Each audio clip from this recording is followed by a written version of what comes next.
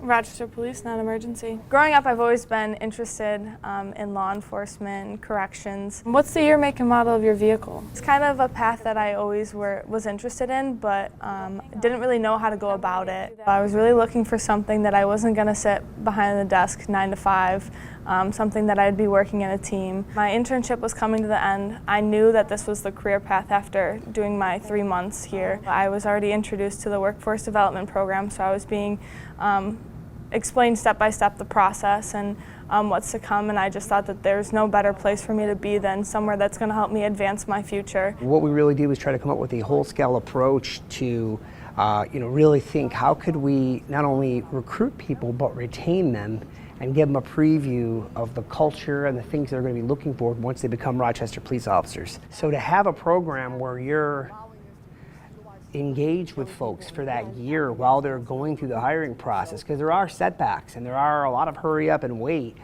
It really allows us to get to keep them engaged, but also for us to get a view at the applicant to see if there's someone that we think we can help or there's someone who we think will be a good fit for our organization. What's really been birthed from it is a lot of engagement in the community. Our folks in workforce development in that year will volunteer anywhere from 500 to 700 hours in the community. We find that, and myself included 20 years ago when I started this job, folks will ask like, hey, why do you want to be a police officer? And people will say, well, I want to help people. Well, our motto in workforce development is you don't have to wait to become a police officer to help people. You can do it right now. It's really made me mature in ways that I didn't really know that I needed to be matured in. I always say that this gave me such a leg up. Allie hit the ground running.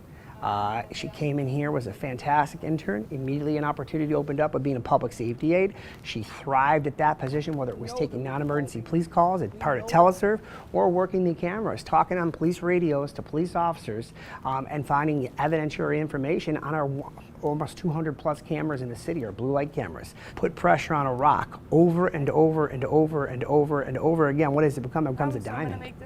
And that's exactly what we feel like we have coming out of workforce development is diamonds. Getting that real life experience, I think a lot of internships are going through the process, filing paperwork, just doing the easier stuff in a department, but they really threw me out there under the supervision of veterans. But really gave me that real life experience that most departments don't have the opportunity to, but here at RPD they do. I'm so thankful to have had the workforce to help guide me through that process.